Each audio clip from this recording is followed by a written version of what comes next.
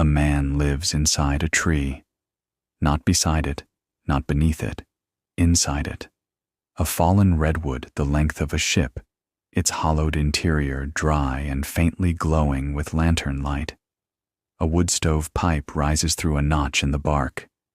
Boots wait by a carved threshold. Coffee boils somewhere within the dark. Whatever this is, it took a lifetime to earn. It began with a handshake, not a warm one, the kind that ends something, brief, perfunctory, the grip of a man who has already stopped thinking about you before his arm is fully extended.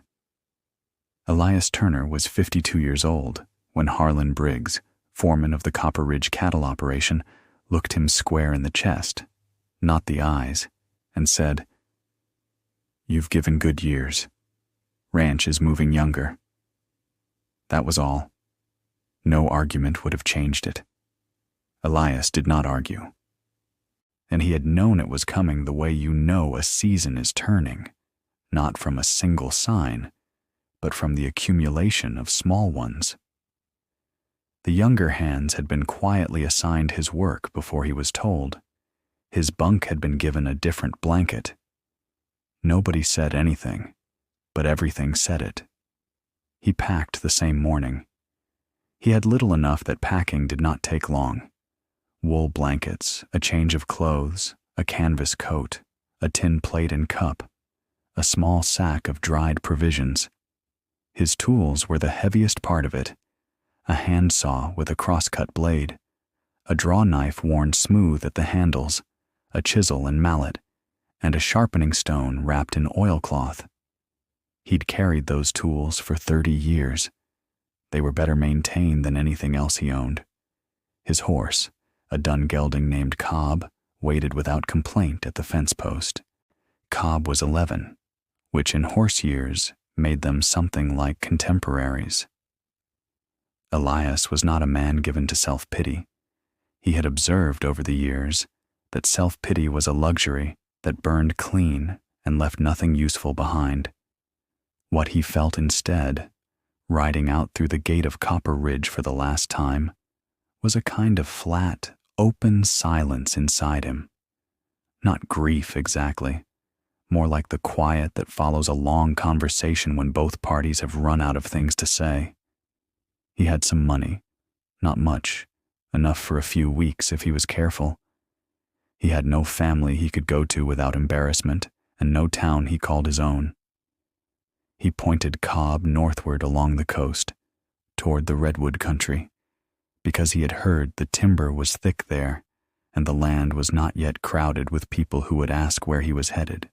He rode for 3 days, sleeping under open sky, buying a small meal in one trading settlement, and declining conversation in another. The world continued without requiring much from him. He found, to his mild surprise, that he did not mind.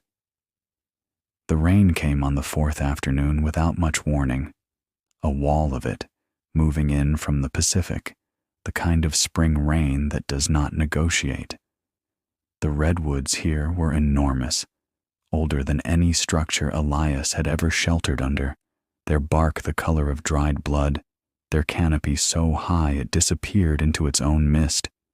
He was following a game trail when he saw it. A fallen redwood. Not recently fallen, the bark was weathered and lichen-covered on its upper side, but fallen at some point when the world was younger, and fallen so completely that its root mass, taller than a barn wall, had taken a wide circle of earth with it. The hollow where roots once held soil gaped open, dark and wide and dry.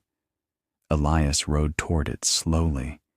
He dismounted under the root mass overhang and stood at the opening of the hollow trunk.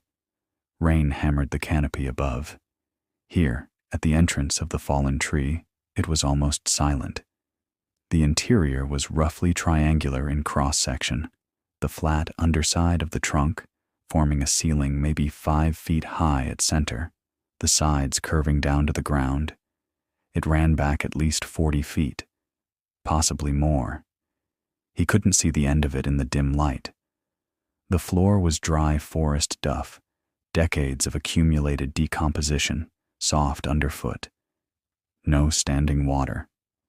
The bark above was thick enough that rain did not penetrate. He stood there for a long moment. There was a practical case against this. He was 52, not 20, and there was something in the idea of a man his age sheltering in a tree like a hunted animal that he did not find entirely dignified.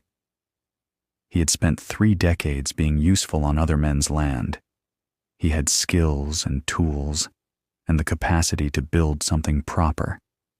This was a tree. But there was also the rain, which was not interested in his dignity. He led Cobb to a natural lean-to formed by the root mass and tied him under the widest section of overhang. Then he ducked inside the hollow trunk. He went in carefully, slowly, the way you enter any unknown space. He put a hand against the inner wall.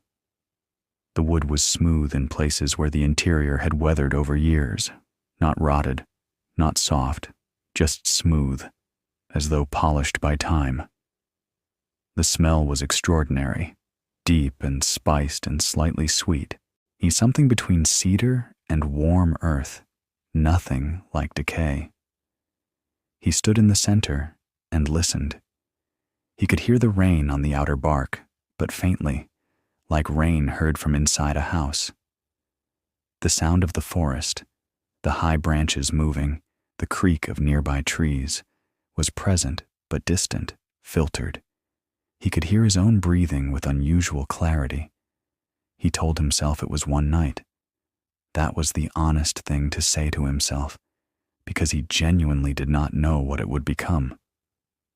Just one night, out of the rain, and in the morning he would think clearly about what was next.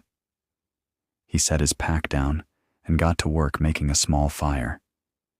He woke before dawn to the smell of wet ferns and old wood, and a stillness so complete it took him a moment to remember where he was. The rain had stopped. Thin gray light entered from both ends of the hollow trunk, catching motes of dust suspended above the forest duff. The wood above him was dry. His blanket was dry. He lay on his back, looking up at the curved interior for several minutes. Then he sat up, built the fire back, put on coffee, and walked the full length of the interior for the first time, measuring the space not with urgency, but with quiet, honest attention. It was larger than he had understood in the dark. 3 weeks into his time in the hollow tree, Elias found a small, wooden-handled pocket knife, half buried near the root mass entrance. Old, rusted, but with a maker's mark still legible on the blade. G. Holt, Eureka. Someone had camped here before him, or passed through, or sheltered from their own rain. It was a small thing, but it reminded him that he was not the first to find value in something others had passed by. He cleaned the knife carefully, oiled the hinge until it moved again, and kept it in his vest pocket. It felt like company. The first improvements were purely practical. He flattened the floor along the main interior length, clearing the accumulated duff down to firm mineral soil, using a flat board he fashioned from a section of fallen branch to scrape the surface even. It took most of a morning. The difference was immediate. No more sleeping on uneven ground. No more waking with a root's impression in his back. He laid his bedroll near the inner end of the trunk where the space narrowed slightly, which concentrated warmth from the small fire he kept near center. He cut a notch in the upper bark near his fire position, not large, just wide enough to draw smoke outward, angled to shed rain. He had done similar work on line shacks and outbuildings for 30 years. A chimney notch in bark was not so different in principle. He sealed the sides of it with strips of inner bark pounded into paste, filling gaps until the draw was clean and the interior stayed clear of smoke. He began to understand the wood. Redwood was unlike anything he had worked extensively before. It shaped with an almost cooperative ease, The draw knife peeled it in long, fragrant curls rather than fighting the blade. The grain was straight and fine, and where he had expected the old interior surface to be crumbling, he found instead that the heartwood had remained solid and dry, its natural oils having resisted decomposition over whatever decades this tree had been lying here. He learned this by accident. Trying to smooth a rough section of the inner wall near his sleeping area, he expected the wood to be punky and soft. It was not. The draw knife took a clean, thin shaving, and the surface beneath was warm-colored and sound. He stood back and looked at that small, planed section. He ran his palm along it. The wood was almost silky where the blade had passed, and the color was a deep reddish brown, the color of something that had been keeping its quality to itself all this time, waiting. He widened the entrance, not dramatically, but enough that he didn't have to duck awkwardly to come and go. He cut the opening to a consistent width, trimmed the upper edge to a slight outward bevel so rain would run off rather than drip in, and fitted a door frame from 2 straight limbs he found within 100 yards. The door itself was a rough affair. Split shakes woven onto a frame of saplings, hinged with leather, cut from an old strap. It was not a fine door, but it closed, and it kept the wind out, and after he hung it, he stood outside in the spring evening and looked at the entrance to the hollow tree and felt something he hadn't felt in some weeks. Satisfaction. The specific clean kind that comes from solving a real problem with your own hands. The spring mornings were extraordinary. Mist settled through the canopy before the sun reached the forest floor, and in that hour before full light, the redwoods around him stood in silence so deep it felt intentional. He built his routine around the light, coffee and a small meal while the mist was still on the ground, and then work through the morning hours when the light filtered green, and even through the high canopy, rest in the warmest part of the afternoon, a second work session in the long, golden late light of the Northern California evening. He discovered that the interior temperature of the trunk was notably more stable than the outside air. On warm afternoons, it was cooler inside than out. On cold nights, it held what warmth had accumulated through the day. He tested this without intending to, simply by noticing, one evening, stepping inside from the damp chill and remarking to no one that it felt like stepping into a kept room. He filed the observation away. A man with Elias's experience understood the difference between a quality worth noting and a quality worth building on. This one was worth building on. He built a shelf along the inner wall, cutting notches for the supports directly into the heartwood, fitting horizontal planks of split redwood across them. The shelf held his tools and provisions off the ground. A simple thing, but it changed the whole character of the interior, from a temporary camp to something that held its contents with intention. He built a second, smaller shelf lower down, near the door, for boots and daily items. He shaped a small bracket for his lantern. He fitted a horizontal bar between 2 wall protrusions where he could hang his coat and canvas bag. None of these things required exceptional skill. They required attention and patience, and the knowledge of which details matter. Elias had learned over 30 years of practical work that speed was often the enemy of durability, that a joint fitted slowly and correctly outlasted a joint fitted quickly by a ratio he had never bothered to calculate because the answer was always obvious. He did not rush. He began to understand the acoustics. Sound inside the trunk behaved in a way he had not anticipated. His own movements were present, but softened. Rain on the outer bark was audible but gentle, like rain heard through a wall of books. The wind in the high canopy, which outside could be a significant sound, arrived inside as a low, almost harmonic murmur. He first noticed this when a woodpecker worked a dead snag somewhere nearby, a sound that outside would have been sharp and staccato, and found it arriving inside as a kind of soft, rhythmic knock, pleasant rather than intrusive. He sat inside one evening and simply listening, and understood that the tree filtered the world, not isolated him from it. He could still hear everything, but presented it in a register that was easier to be inside. He began planing more of the interior walls, not because it was necessary, but because he found the work meditative and because the result was quietly beautiful. The heartwood taking on a deep, burnished character under the draw knife, the sweet spiced smell of fresh-cut redwood filling the interior every time he took a shaving. He shaped the entrance more carefully, added 2 short side walls of stacked split wood at the opening, creating a shallow porch of sorts that kept rain from driving directly in. He fitted a second horizontal across the doorframe that could hold a rolled canvas as a windbreak in heavy weather. A traveler appeared on the 14th morning of May.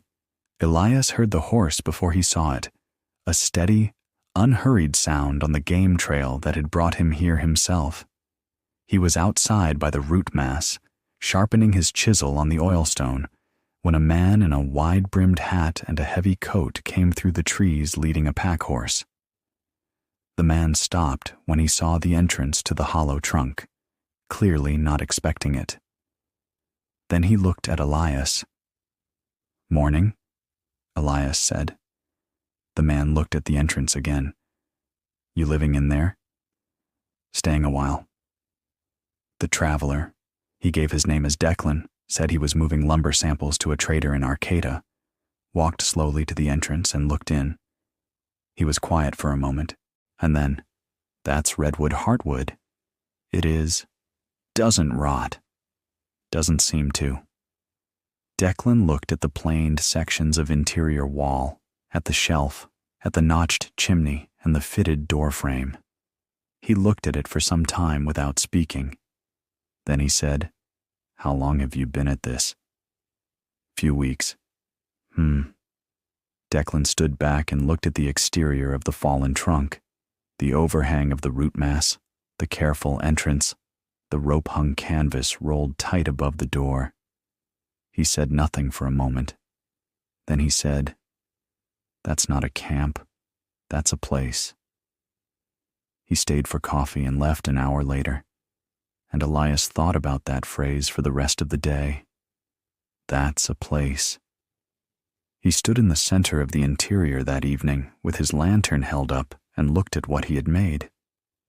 The walls were partially planed, warm-colored in the lantern light. The shelves were straight and solid. The floor was level and clean. The chimney notch drew perfectly. The door hung true. It was not a cabin. It was something older and more peculiar. A room inside the body of a tree that had fallen before any living person in this county had been born. He thought of what Declan had said. Then he thought, if it's a place, it ought to be a proper one. He picked up his draw knife in the morning. The question that began to settle on him through the end of May was not whether he could improve the space further. Clearly he could. But whether any of it amounted to something that could sustain him. He had enough provisions for perhaps 2 more weeks. His small reserve of money would not last indefinitely.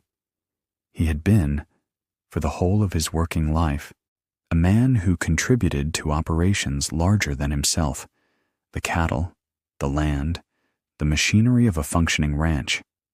He had never worked for himself. He did not know, at 52, whether he was the kind of man who could. He worked through these thoughts the way he worked through everything, steadily, without drama, without allowing them to stop his hands. He continued improving the interior. He extended the planed section of wall along the entire sleeping end of the trunk, taking it from floor to nearly ceiling height. The redwood took the draw knife with such ease and cooperated so completely with the sharpening stone that sharpening the blade was almost half the pleasure of using it. The wood's color deepened as he worked lower, and becoming darker and richer at the older heartwood, as though the tree had been aging this material the way a cooper ages good wood, saving its best qualities for the interior. He found a second natural quality of the space that he had not fully appreciated until a warm afternoon in the last week of May. The trunk was oriented almost perfectly east to west along its length, and because of the way it had fallen, the entrance faced broadly south. This meant that low morning light entered at an angle and moved across the full interior over the course of a morning, illuminating the planed walls in a slow progression. He noticed this one morning while drinking coffee and found himself simply watching it, the light moving from the far end toward him, the grain of the heartwood becoming visible in the raking light like the surface of water under a sun angle. He thought, a woodworker would find this interesting. He thought this without a specific purpose attached to it, but the thought stayed. A week later, a second visitor arrived, not a traveler this time, but a woman named Harriet Flood, who ran a small mercantile from a wagon between the coastal settlements, trading in tools, dry goods, and whatever useful items she collected along the route. She was perhaps 45, with the direct manner of someone accustomed to assessing value quickly. She had heard about the hollow tree from Declan, she said, who had mentioned it to a man in Arcata, who had mentioned it to her. She walked the interior slowly and did not say much. She touched the planed walls. She put her palm flat against the heartwood and left it there for a moment in the way a person presses a hand to something warm.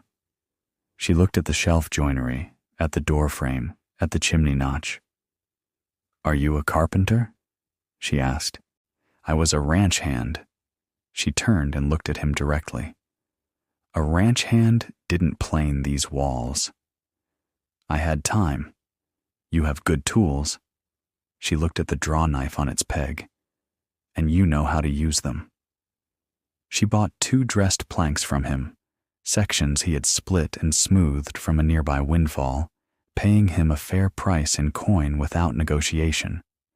She said she knew a man in Eureka who bought custom-shaped redwood pieces for furniture and finish work, and that if Elias could produce consistent stock, there might be regular trade in it. She left him with a name and a possibility. He sat with that possibility for several days without acting on it. The problem was not the work. He knew he could produce the stock. The problem was a quieter and more stubborn thing, the belief, accumulated over 30 years of working for other people, that his skills had value only when organized inside someone else's operation. He had never been the man who decided what was worth doing. He had been the man who did it well once told. The gap between those two things felt, at 52, wider than it had any right to. He noticed this in himself the way he noticed most things, plainly, without embellishment. He was good at the work. He had always been good at the work. He had been told this by enough different people that he believed it. But being good at it and being the one who decided it mattered were separate skills, and he was not sure he possessed the second one. He continued working. He framed in a proper internal wall at the sleeping end of the trunk. Not full height, just enough to create a defined space. In using tongue and groove joints, he cut by hand, the first time he had used that technique in years. He surprised himself with the result. The joints were clean, the fit was tight, the wall stood with no movement. He had not lost it. 30 years had not taken the precision from his hands. It had refined it, worn away the parts that had once been show-off and left only what worked. He was shaping a window opening, a small framed aperture in the wall he had built, fitted with a piece of canvas stretched on a light frame as a translucent screen, when a third visitor arrived, and this one changed things in a way neither Declan nor Harriet had. His name was August Renner. He was perhaps 30 years old, lean, with ink stains on his right hand and a notebook in his coat pocket. He introduced himself as writing for a journal published in San Francisco that covered settlement, land use, and practical living on the Pacific coast. He had heard about the hollow tree from the man in Eureka, who had heard about it from Harriet Flood. He stood inside the hollow trunk for a long time. He asked careful questions and wrote the answers in his notebook, and Elias noticed that Renner wrote down not just the facts of what had been built, but the details behind them. Why this joint rather than another? Why the orientation of the planing? What the wood had shown him about itself over the weeks of working with it. Most people, Renner said, when they find a hollow tree, make a camp, you built a system. Elias considered this. I had time to think, he said finally. Yeah, you had more than that. Renner asked if he could return with a colleague who drew sketches for the journal's illustrations. Elias said he was not opposed to it. Renner left, and Elias stood in the entrance of the hollow tree watching him go and felt something unfamiliar moving in him. Not pride exactly. Something more like recognition. The sense that a quality he had possessed for years, quiet and unused, was being seen clearly for the first time by someone who had the language to name it. He went back inside and picked up the draw knife. But he noticed that he was now thinking not only about what he was doing, but about what it could become. The two thoughts were different, and the second one, once present, did not leave. He was halfway through framing the window aperture when the draw knife handle split. It was an old handle, 30 years old, dried and compressed by decades of use, and it had been showing a fine crack along the grip for weeks. He had noted it and continued using it, the way you continue using something that still works while you can. It split fully on a morning in early June when he bore down hard on a tight section of grain. He sat back and looked at it. Without the draw knife, the finish work he had planned was not possible. He had no way to replace it immediately. The work, and something larger than the work, stopped. He sat in the entrance of the hollow tree for a long while that morning, with the split handle in his hands. It was not about the handle. He understood that clearly enough. The handle was only the specific thing that had given the older, larger feeling a place to land.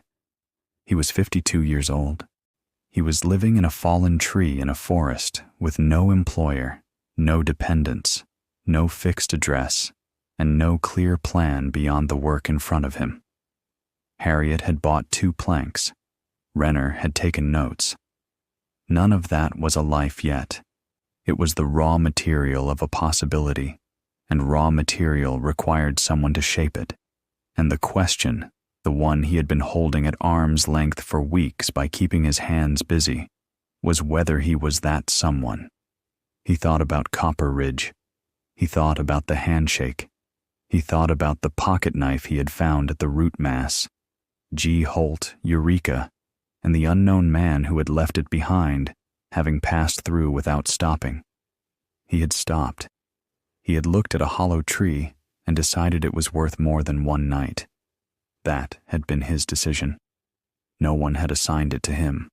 He looked at the interior of what he had built. He looked at it for a long time. Then he stood up, took his horse, and rode to the nearest settlement. The settlement was 8 miles south. It had a general store with a small tool selection, and behind the tool selection, a man named Ord, who ran a modest woodworking trade out of a converted shed. Elias explained what he needed. He described the draw knife's dimensions, the angle of the bevel, how the handle should sit. Ord did not have one in stock, but offered to shape a replacement handle from a piece of ash he had on hand. Elias paid for it, waited 2 hours on a bench outside, and rode back into the trees with new wood in his hands. Renner returned on the second Tuesday of June, as he had said he would, and brought with him a young man named Simon Brierly, who carried a leather portfolio and a set of drawing pencils and regarded the hollow tree with the focused, measuring silence of someone who would reproduce it on paper. Elias made coffee. Simon drew.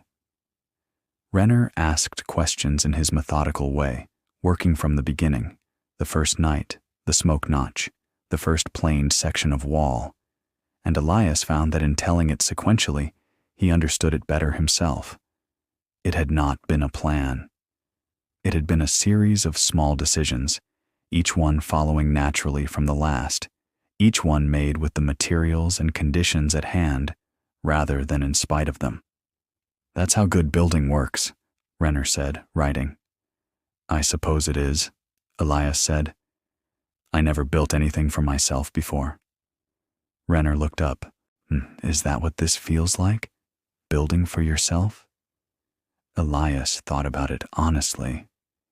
"Feels like the first time the thing I built will still be here when the people who hired me are gone." Simon finished his exterior drawings and moved inside.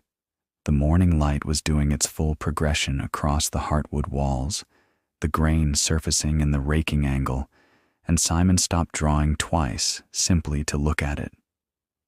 "This is extraordinary wood," he said quietly. "It's been keeping itself for a long time," Elias said. Harriet Flood came by on the Friday of that same week. She had the man from Eureka with her. His name was Comstock, a furniture maker of some local reputation who built primarily in fir and pine, and had been told by Harriet that there was something in the coastal redwood country worth seeing. He was 60, thick-handed, and said very little on arrival, which Elias understood to be a professional habit rather than rudeness. Comstock walked the interior slowly, touching things with the back of his hand rather than the palm, the way craftsmen test surface quality. He stopped at the tongue-and-groove interior wall and crouched to examine the joint at floor level. He was down there for what felt like an unusually long time. When he stood, he said, "Where did you learn this joint?"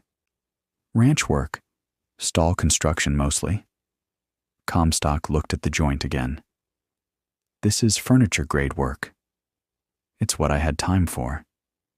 Comstock straightened and looked at Harriet, then at Elias. "I have 3 commissions I'm behind on. I need someone who can do finished joinery and isn't going to be in a hurry about it." He paused. "I'm not offering charity. I'm telling you, I have work." Elias nodded slowly. "I'd need to keep working here as well." "That's your business. I'd want 2 days a week in Eureka. Rest of the time's yours." They settled it with a handshake, a different kind than the one that had started all of this. This one was brief for the right reasons. Both parties had already decided, and the grip was firm.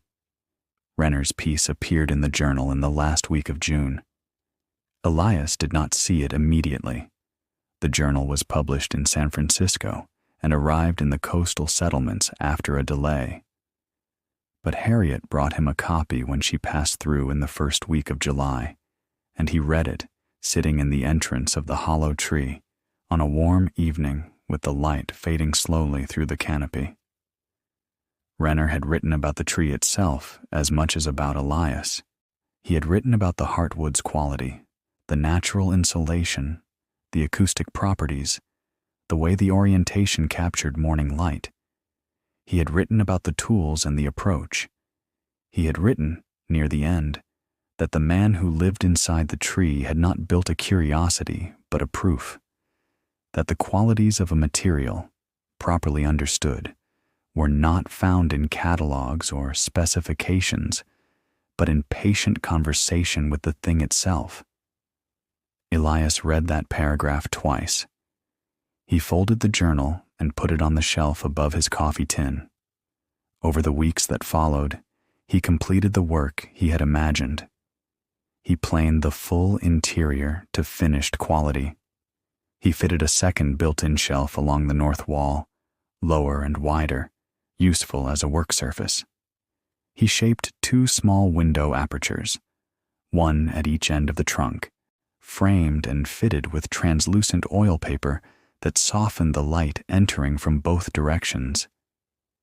He laid a floor of split redwood planks, tight-fitted and smooth, that transformed the earthen interior into something that sounded different underfoot, a warm, resonant return when you walked across it. He built a proper door, not the shaken sapling door of necessity, but a paneled door of dressed redwood, hung on iron hinges he traded for in town, with a wooden latch of his own design that seated with a soft, precise click. He stood outside and closed the door and opened it again, and it swung true on both arcs, light and responsive, and perfectly fitted to its frame. Cobb was grazing nearby in a small clearing he'd enlarged over the weeks. The forest was green and still around them, the late afternoon light falling through the canopy in the long, slanted way of a summer evening, the air carrying that faint sweetness of warm redwood and damp earth, and something faintly floral he'd never identified. He leaned against the outer bark of the fallen trunk and looked out into the trees.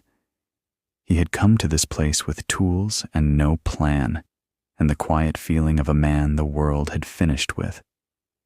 He did not feel that anymore. Early morning, mist in the canopy, the forest floor still in deep shadow, a thread of smoke rising from the chimney notch in the bark. The door to the hollow tree stands open. Inside, a lantern is lit. On the shelf, coffee tin, tools in order, a folded journal, a small, rusted pocket knife. Elias sits in the entrance with his cup, watching the mist move through the redwoods the way it does every morning, without hurry, without direction, answering to nothing but the slow warming of the air. He is exactly where he is supposed to be. He built it himself, and it is enough, and it is his.